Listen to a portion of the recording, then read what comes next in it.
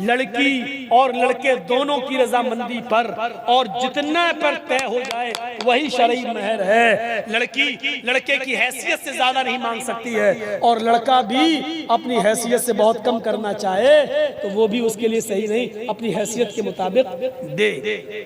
अरे वलीमे में जब 5 लाख खर्च कर सकते हो तो अपनी बीवी को 50,000 का महर क्यों नहीं दे सकते हो भाई? मोटरसाइकिल मांगने में तुम्हें शर्म नहीं आती, हया नहीं आती, और महर देने में तुम्हें इतना महर, शरीयत में का महर रखो 66 रुपए 40 पैसे, महरे फातिमा रख दो। यहाँ महरे फातिमा याद आ जाता है, जहेज लेते वक्त जहेज फातिमा याद नहीं आता है। महर का मामला हो तो महरे फातिमा याद आता है, और जहेज लेने का मामला हो तो वहां पर महरे जहेज फातिमा फिर याद नहीं आता।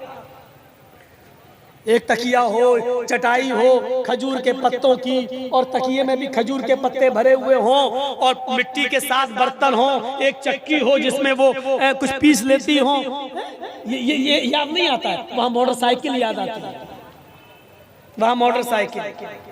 अब कितना कितना बुरा तो बोल चुका हूं, इसके बावजूद भी तो शर्म नहीं आती है, इतनी बेशर्मी है। अरे हम इंटरनेशनल भिखारी तक बोल चुके हैं। मोटरसाइकिल मांगने वाले को इंटरनेशनल भिखारी का खिताब भी हम दे चुके हैं।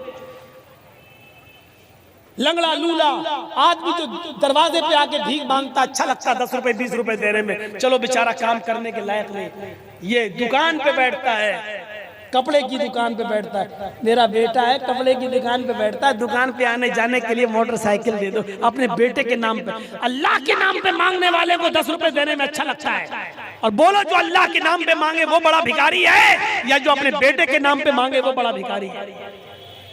काबे के रब की कसम खा के कहता हूं, मैं अल्लाह की कसम खा के कहता हूं, हमारी नजर में 10-20 रुपए वाला भिखारी इतना बड़ा नहीं है। अल्लाह की कसम ये इंटरनेशनल भिखारी है जो अपने बेटे के नाम पे मोटरसाइकिल मांगता है, ये उससे बड़ा भिखारी है। तुम भिखारी मानो या ना मानो, मौलाना जर्जीस उसको खिताब दे रहा है इंटरनेशनल भिखारी का।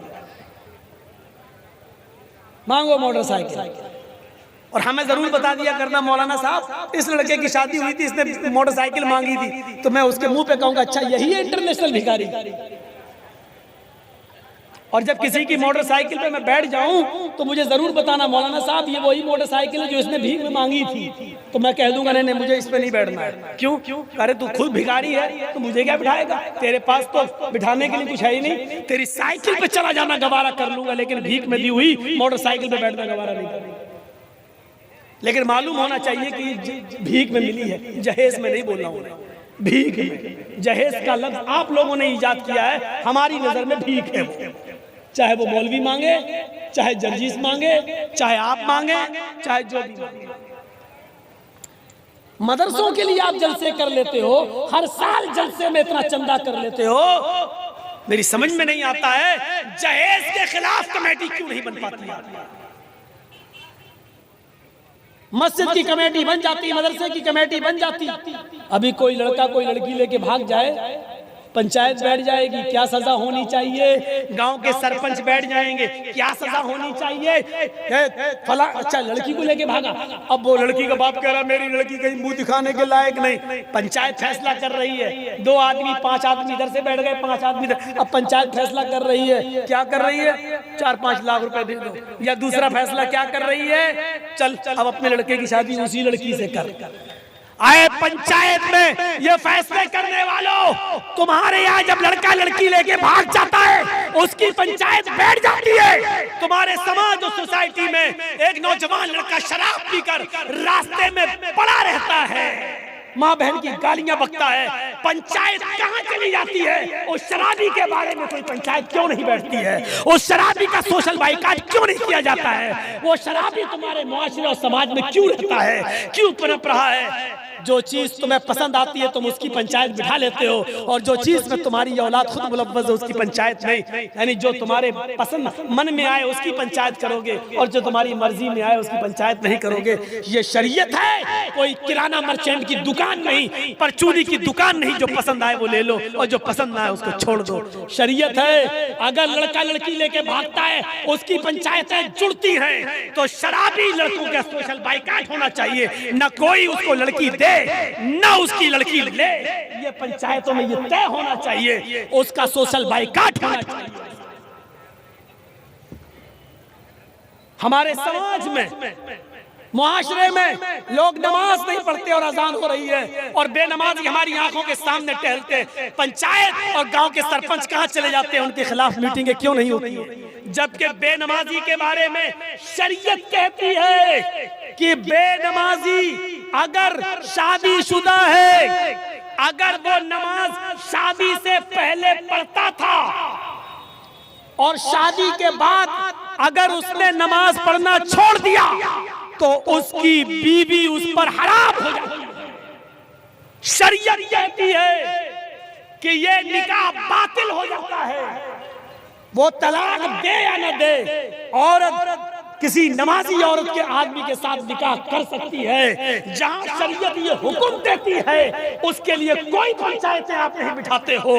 लड़का लड़की लेके भाग जाए तो पंचायतें बैठ, शराबियों के खिलाफ कोई पंचायत नहीं बैठ रही है।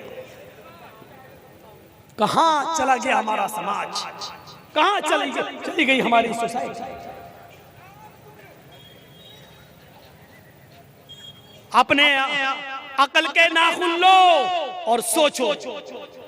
वो औरत कहती है, फिर बहक गया, कहती है अल्लाह के रसूल, अल्लाह के नबी ने क्या कहा? मेहर बताओ देने के लिए क्या है, क्या दोगे मेहर? कुछ है? कहने लगा नहीं मेरे पास कुछ नहीं है।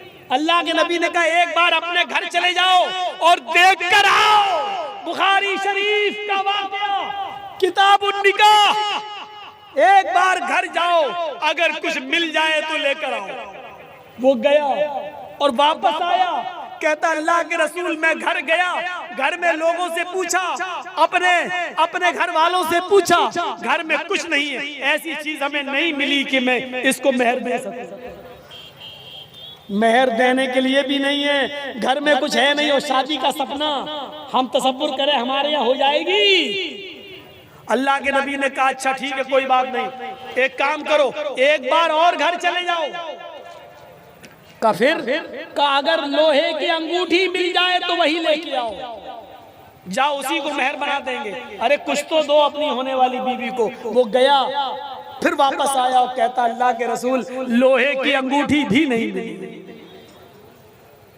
कहा कुछ भी नहीं है। कहा अल्लाह के रसूल सिर्फ इस लुंगी के जो मैं पहने हुए हूं इसके अलावा मेरे पास कुछ नहीं है। रात में कभी कभी जब सर्दी लगती है तो मेरे पास एक्स्ट्रा चादर भी नहीं है, इसी लुंगी को खोलता हूं और अपने ऊपर डाल लेता हूं, ये चादर का भी काम करती है। और जब घर से बाहर निकलता हूं तो ये लुंगी लपेट के बाहर आ जाता हूं। आप अगर कहें तो आधी लुंगी इसी में से मैं इसको दे सकता हूं। तसव्वुर करो इस निकाह का। कुर्बान जाइए मोहम्मद रसूलुल्लाह की शरीयत कैसे रास्ते निकाल रहे हैं। समाज में बैठने वाले पंचायतियों तुम रास्ते नहीं निकाल पाते। अल्लाह के रसूल ने कहा जब यही एक लुंगी है तेरे पास और कोई चादर भी नहीं है तो वो भी तू पूरी लुंगी इसको दे नहीं सकता, आधी दे रहा है तो आधी तेरे किसी काम की नहीं और आधी इसकी भी किसी काम की नहीं। ये लेके क्या करेगी जब इसको भी कोई फायदा नहीं, ना ये पहन सकती ना तू पहन, तो लेके क्या करेंगे इसको? अपने पास रख। थोड़ी देर बैठे, अल्लाह के रसूल भी थोड़ी हदीस का नक्शा देखो, बुखारी के अल्फाज पर गौर करो। अल्लाह के रसूल भी बैठ गए, वो साहबी भी थोड़ी देर बैठे रहे। जब उन्होंने देख लिया कि मेरे पास कुछ नहीं है मेहर, तो ये सोच कर उठ गए कि अब मेरा निकाह नहीं हो सकता है, तो चलने लगे। किसी से कुछ नहीं कहा, उनकी आंखों में आंसू आ गए और उठ के चलने लगे। अल्लाह के नबी ने उनको जाते हुए देखा, घर के दरवाजे से निकलते हुए देखा तो कहा इधर आओ। वो पलटे, क्या बात है, इधर आओ।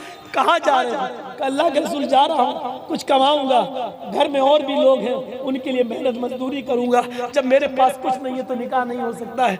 आपने कहा बैठो मेरे पास। अल्लाह के रसूल ने कहा चाहिए बताओ तुम्हें कुछ कुरान याद है? कुरान कुछ याद है तुम्हें? उसने कहा हाँ अल्लाह के रसूल ये सूरत ये सूरत ये सूरत ये सूरत। उसने 4-5 सूरतों के नाम गिनाए। अल्लाह के रसूल ने एक और सवाल कहा ये सूरतें तुम्हें याद हैं? हाँ हाँ। आपने फिर एक सवाल किया, क्या तुम इसको बगैर देखे पढ़ सकते हो, यानी मुंह जबानी याद है हित नहीं ये सूरतें तुम्हें? उसने कहा हाँ अल्लाह के रसूल देखकर नहीं बगैर देखे पढ़ सकता हूँ। अल्लाह के नबी फरमाते हैं इतनी बड़ी दौलत तुम्हारे पास है और तुम कह रहे हो मेरे पास कुछ नहीं है, ये सूरतें तुम बगैर देखे पढ़ सकते हो? हाँ। फरमाया क्या ये सूरतें तुम इस औरत को याद करा सकते हो, अपनी बीवी को सिखला सकते हो, इसको याद करा सकते हो? फरमाया हाँ मैं याद करा दूंगा। फरमाया तेरे होने वाले शौहर के पास मेहर देने के लिए कुछ नहीं है, लेकिन जो सूरतें उसको याद है वो तुझे याद करा देगा। क्या तू कुरान की उन्हीं सूरतों को अपना मेहर मानने के लिए तैयार है? क्या इसी मेहर पर तू निकाह कर लेगी? कहने लगी अल्लाह के रसूल जिस औरत के निकाह में कुरान की सूरतें मेहर बन जाए उससे ज्यादा पाकीज़ा और बाबरकत निकाह किसका हो सकता है? मैं तैयार हूँ। अल्लाह के रसूल खड़े हुए और खुतबा निकाह पढ़ाया, खुद उसके वली बन गए और खुतबा निकाह पढ़ा के कहा जाओ अपनी बीवी को ले जाओ, जाओ अपनी बीवी को अपने घर ले जाओ। मेरे भाइयों न बारात का पता चला, न मोटरसाइकिल का पता चला, न हल्दी मली गई, न उबटना मला गया, न आतिशबाजी छूटी, न लड़की वालों ने को किसी ने बुलाया क्या हमारी बेटी की शादी है। अल्लाह के रसूल ही उस लड़की के बाप बन गए, उसके माँ बाप कोई था नहीं, इसलिए काजी वली बन गया। आपने निकाह पढ़ाया और खुद उस लड़की के बाप बन गए और आपने उस लड़की की रुखसती उसके साथ कर दी। इस्लाम इस तरीके से फजूल खर्ची से बचाकर रास्ते निकालता है। सुन लो, सबसे बड़ा नेक काम अगर आज के जमाने में है तो वो ये है कि किसी गरीब लड़के का किसी गरीब लड़की से निकाह करा दिया जाए और बगैर जहेज के एक गरीब लड़की को किसी के घर में पहुंचाकर उसकी बीवी बना दिया जाए। इससे बड़ा नेक काम कोई नहीं है। समाज के लोगों नजरें डालो, तुम्हारे समाज में कितनी लड़कियां सिर्फ जहेज न होने की वजह से घर में बैठी हुई हैं, मोटरसाइकिल न होने की वजह से उन खूबसूरत लड़कियों के निकाह नहीं हो रहे हैं, जहेज न होने की वजह से उनकी शादियां नहीं हो रही हैं। समाज वालों जिस तरह मदरसे चलाने के लिए उठे हो, मस्जिदें बनवाने के लिए उठे हो, इसी तरीके से लड़कियों का घर बसाने के लिए उठ जाओ और इनका निकाह करा के बहुत बड़ी जिम्मेदारी से आजादी हासिल करो, वरना कयामत के दिन तुम अपने आप को कभी माफ नहीं करा सकते।